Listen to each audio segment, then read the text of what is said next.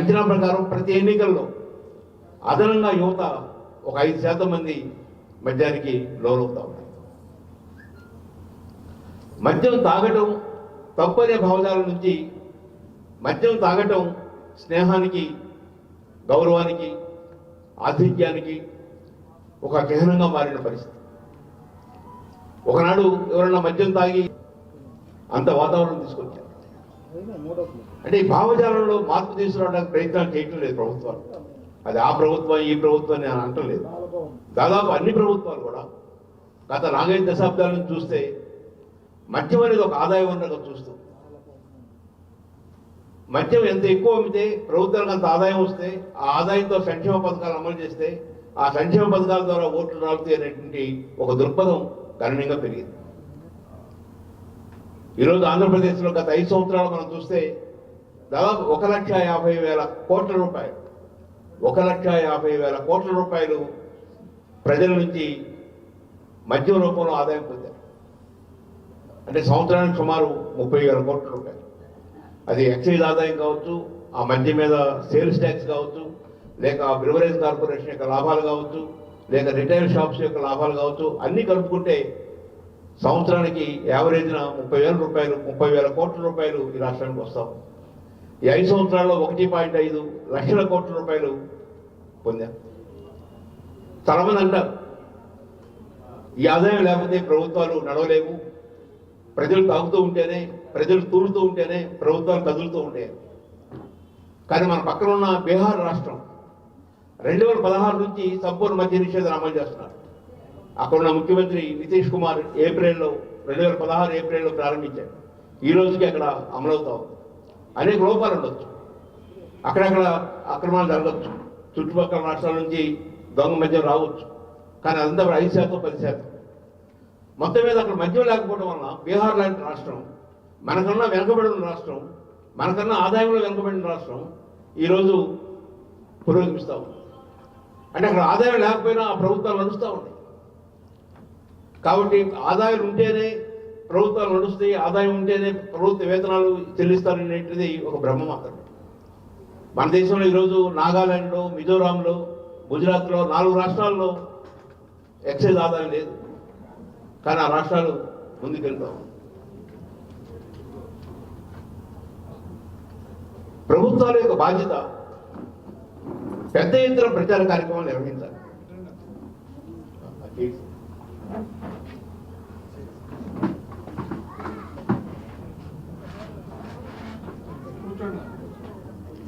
చాలా విషయాల్ని లక్ష్మణ్ రెడ్డి గారు ప్రస్తావించారు. సారు ప్రశ్న వేశారు, మీకు నిధులు లేవా అని. సో లక్ష్మణ్ రెడ్డి గారు చెప్పిన అనేక అభిప్రాయాలతో ఏకీభవిస్తూ మహిళా సంఘాలుగా మేమందరం కలిపి ఒక రౌండ్ టేబుల్ ఇప్పుడు ఏప్రిల్లో ఉన్నాం, ఫిబ్రవరి 15న ఒక రౌండ్ టేబుల్ నిర్వహించాం. దానికి అన్ని రాజకీయ పక్షాలకు సంబంధించినటువంటి మహిళల్ని ఆహ్వానించాం. చాలా సంఘాలు పార్టిసిపేట్ చేసినాయి. అందరం కలిపి ఒక ఉమ్మడి ప్రణాళిక రూపొందించాం మహిళలకు సంబంధించి. ఎన్నికలు జరుగుతున్నాయి కాబట్టి ఎన్నికలలో మహిళల సమస్యల పరిష్కారానికి ఆయా రాజకీయ పక్షాలు ఏం చేస్తాయి, ఇది ఎన్నికల్లో ఎజెండాగా మారాలి. ఓట్లు అభ్యర్థించడానికి వచ్చినటువంటి రాజకీయ నాయకుల్ని, మనకు అభిమానం ఉన్న పార్టీనే అవ్వచ్చు, తెలుగుదేశం అభిమానులకి తెలుగుదేశం నాయకులు రావచ్చు, వైసీపీ అభిమానులు మహిళలు ఉంటారు, వైసీపీ నాయకులు రావచ్చు, లేదా కాంగ్రెస్, లేకపోతే కమ్యూనిస్టులు, లేకపోతే మరొకరు. ఏ అభ్యర్థి వచ్చినా ఆయా మా సమస్యలు ఇవి, మా సమస్యల మీద మీ వైఖరి ఏమిటి చెప్పండి, ఇది అడగాలి అనేది మా ఉద్దేశం. ఇది ప్రజల్లోకి తీసుకువెళ్ళడమే కాకుండా రాజకీయ పక్షాలకు కూడా మేము ఇచ్చొచ్చాం.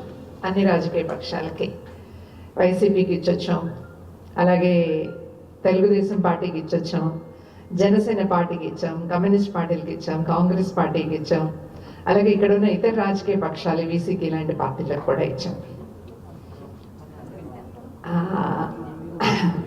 సో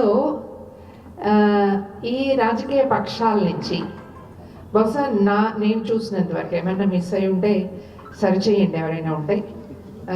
బహుశా సిపిఎం పార్టీలు దీన్ని ప్రస్తావించాయి ప్రణాళికలు. మిగతా పక్షాలు ప్రస్తావించలే. ఇంకేమైనా ప్రస్తావిస్తారో ఎదురు చూద్దాం. లక్ష్మణ్ రెడ్డి గారు కూడా ఒక ప్రయత్నం చేయబోతున్నారు కాబట్టి ఆ రాజకీయ పక్షాలకి ఒక విజ్ఞాపన పత్రం ఇవ్వబోతున్నారు కాబట్టి దాని మీద ఏదైనా రెస్పాండ్ అవుతారేమో చూద్దాం. కానీ రాజకీయ పక్షాలకు కొంచెం మొద్దు చర్మం ఉంటుందండి, దీన్ని మనందరం గుర్తించాలి. అంటే మేము రాజకీయ పక్షాలు ఇక్కడ ఉన్న వాళ్ళందరం రాజకీయాల్లో చురుగ్గా ఉన్న వాళ్ళమే కదా. ఈ రాజకీయ పక్షాల్లో కూడా ఇంటర్నల్ స్ట్రగుల్ కూడా జరగాలి, ఎక్స్టర్నల్ స్ట్రగులే కాదు ఇంటర్నల్ స్ట్రగుల్ కూడా జరగాలి.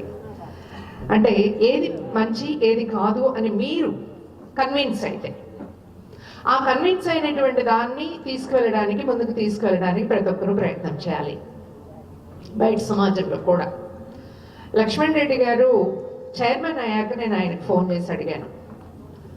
ఎందుకు అడిగాను అంటే మేమందరం కలిపి ఒక రౌండ్ టేబుల్ ప్రెస్ క్లబ్లో పెట్టాం, అది కూడా లక్ష్మణ్ రెడ్డి గారే పిలిచారు మమ్మల్ని. ఆ రోజు ఆయనకి మాకు జరిగిన ఒక చర్చ, ఆయన సంపూర్ణ మద్య నిషేధం అని పెట్టారు. మేము మా అవగాహన ప్రకారం మేము దాన్ని అడగట్లేదు. ఎందుకు అడగడం లేదు అంటే ఈవెన్ ఎన్టీఆర్ మద్య నిషేధం విధించినప్పుడు కూడా ఆరోగ్య పర్మిట్లు ఇచ్చారు. సో బికాస్ ఆఫ్ దట్ సంపూర్ణ మద్య నిషేధం అనేటటువంటిది ఒక ఆకర్షణీయమైనటువంటి స్లోగన్గా ఉంటుంది తప్ప ఆచరణాత్మకమైన స్లోగన్ కాదు. సో ఇక్కడ ఉన్న స్టూడెంట్స్ ఏమనుకోకపోతే డ్రింక్ హ్యాబిట్ లేని వాళ్ళు ఒకసారి చేతులు ఎత్తితే I will be happy. Thank you, thank you. అమ్మాయిల్ని నేను అడగడం లేదు, వై ఎందుకు అంటే ఫ్రెండ్స్, ఎందుకు నేను అమ్మాయిలను అడగట్లేదంటే మన కల్చర్లో ఇంకా అమ్మాయిలు కూడా తాగడం అనేదాన్ని సోషల్గా యాక్సెప్టెన్స్ లేదు. అక్కడక్కడ తాగట్లేదా? 3% of women are drinking now. So అక్కడక్కడ అమ్మాయిలు ఉన్నారు. ఏమంటే ఎందుకు తాగుతారు? జస్ట్ టేస్ట్ చేద్దాం అనుకుంటారు పిల్లలు, సరదా. చిన్న పసిబిడ్డలు ప్రతిదాన్ని తాకేస్తారు కదా, ప్రతిదాన్ని నోట్లో పెట్టుకోవడానికి ట్రై చేస్తారు కదా. టీనేజ్ అబ్బాయిలు అమ్మాయిలు కూడా ప్రతిదాన్ని టేస్ట్ చేయడానికి ట్రై చేస్తారు. సో తప్పేముంది? ఒకసారి డ్రింక్ చేస్తే ఫ్రెండ్స్ సరదాగా వెళ్తే తప్పేంటి? ఈ తప్పేమిటి అనేటటువంటిది ఒక దశ వచ్చిన తర్వాత అది it's normal. What is the wrong in it? ఇలాంటి ఒక సోషల్ అట్మాస్ఫియర్ ఇవాళ డెవలప్ అయింది మిత్రులారా. దీన్ని మనం అర్థం చేసుకోవాలి. ఒక సోషల్ అట్మాస్ఫియర్, ఈ సోషల్ అట్మాస్ఫియర్ గత సమాజంలో లేదా అని కొంతమంది మమ్మల్ని అడుగుతారు. మాకు తెలిసినంత వరకు కొన్ని పరిశీలనలు చేసింది ఏమిటి అంటే ఈవెన్ ఆదివాసీ ఫ్యామిలీస్లో దేర్ ఆర్ రెస్ట్రిక్షన్స్. పెళ్లి కానిటువంటి పిల్లలు ప్రత్యేకమైన సందర్భాల్లో తప్ప వాళ్ళు రోజువారీ డ్రింక్ చేయడానికి లేదు. ఇది ఆదివాసీ సాంప్రదాయాలు చాలా మారిపోతున్నాయి. ఇది ఆదివాసీ సాంప్రదాయం. 40 ఏళ్ళు దాటిన తర్వాత మాత్రమే రోజు తాగడానికి అనుమతి ఉంది ఆదివాసీ ఫ్యామిలీస్లో. మీరు అర్థం చేసుకోండి. అంటే వాళ్ళ పిల్లలు పెద్దవాళ్ళు అయ్యి బాధ్యతలు అయిపోయిన తర్వాత మాత్రమే. అంటే అప్పటికి ఇందాక లక్ష్మణ్ రెడ్డి గారు చెప్పారు, మనకు కంట్రోల్ వస్తుంది, మన బాడీ మీద మనకు కంట్రోల్ వస్తుంది. సో చిన్న వయసులో డ్రింక్ చేయడం అనేటటువంటిది ఈరోజు రాజకీయ పార్టీలు, మీరు గుర్తు తెచ్చుకోండి మిత్రులారా, మద్య నిషేధం విధించిన తర్వాత మేదరమెట్ల మన చిలుకలూరుపేట దగ్గర ఉన్నటువంటి ఎడ్లపాడు దగ్గర ఉన్న కొండలు ఈరోజు సిటిజన్ ఫర్ డెమోక్రసీ ఆధ్వర్యంలో మద్య నియంత్రణ మీద రౌండ్ టేబుల్ సమావేశం జరుగుతూ ఉంది. మరి ఈ కార్యక్రమానికి అతిథులుగా విచ్చేసిన మరి దీనికి లక్ష్మణ్ రెడ్డి గారి ఆధ్వర్యంలో రమాదేవి గారు, అదేవిధంగా వనజ గారు, పద్మ గారు, ఇప్పటి వరకు మన కళా బృందం మద్యపాన నిషేధం, మద్య నియంత్రణ ఈ రోజున ఈ సమాజంలో ఏ విధంగా జరుగుతుంది అనేది మరి చాలా సూచనలు మనకి ఇవ్వటం జరిగింది. కనుచూపు మేరలో మబ్బు తొనక కనిపించకపోయినా పొలంలో సాళ్లు దున్నే సిద్ధం చేసుకునే రైతు ఏ రకంగా సిద్ధం చేసుకుంటారో ఆ విధంగా మరి మన సిటిజన్ ఫర్ డెమోక్రసీ ఈ రోజున వాళ్ళు ఈ మద్యపాన నిషేధం కోసం కలలు కంటున్న ఈ సందర్భంగా వారికి మనం శతకోటి వందనాలు తెలియజేస్తున్నాం. ఎందుకంటే రైతు ఎన్ని కష్టాలు పడినా సేద్యం చేసి మానవాళికి అన్నం పెడతా ఉన్నారు.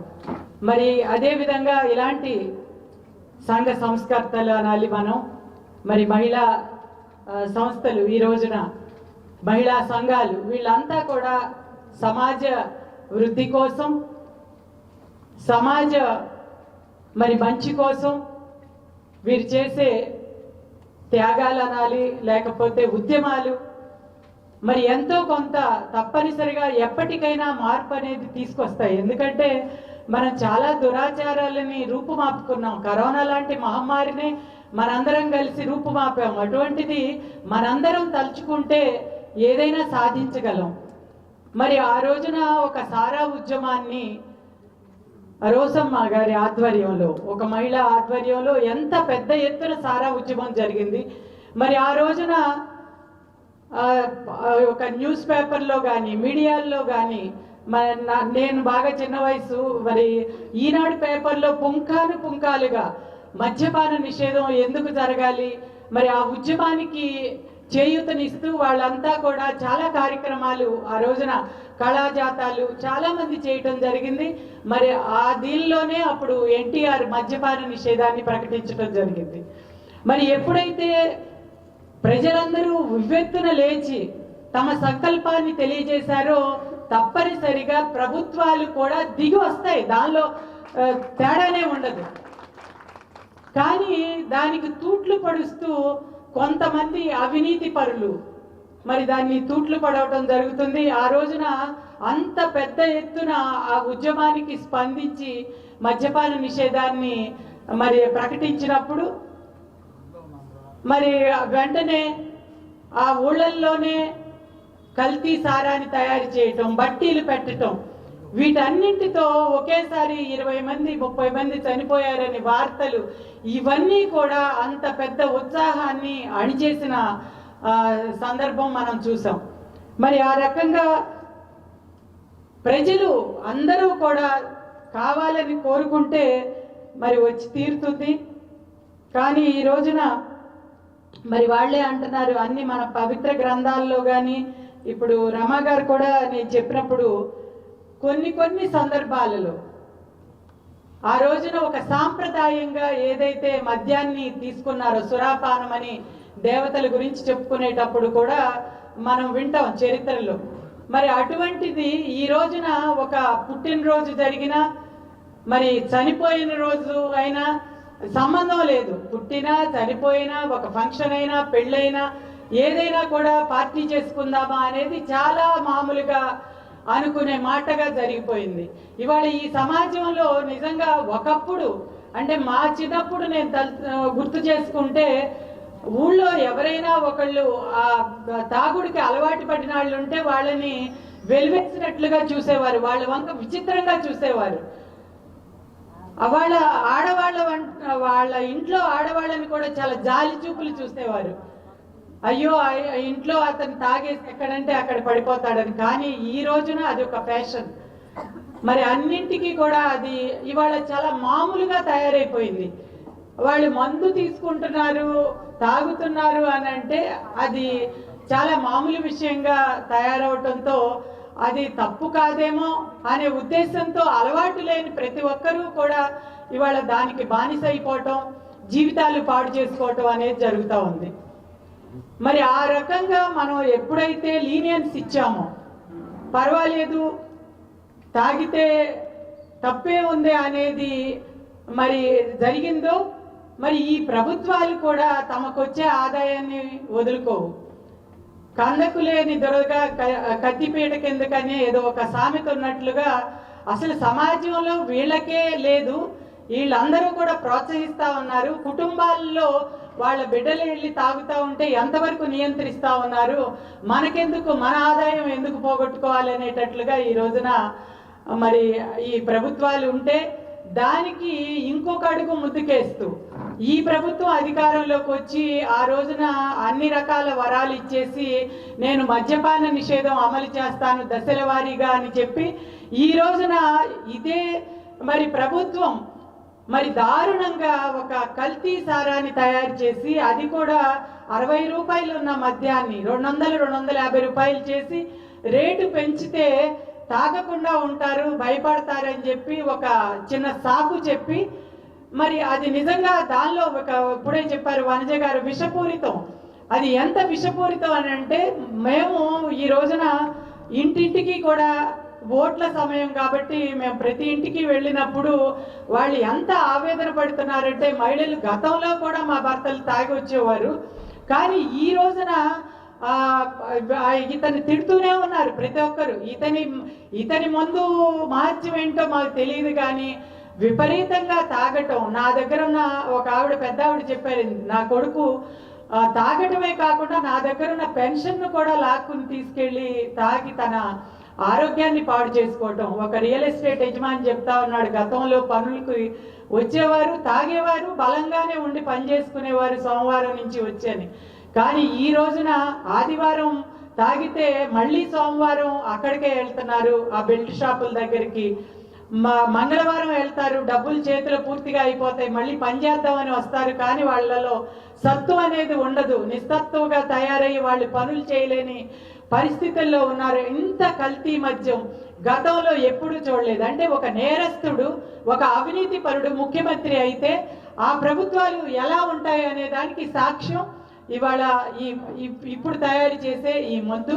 ఇది చాలా గంజాయి విపరీతంగా, మరి దీనికి మనం అవకాశం ఇచ్చాం, గంజాయి ఏర్లై పారుతా ఉంది. మరి అంతేకాకుండా వారం రోజుల క్రితం విశాఖపట్నంలో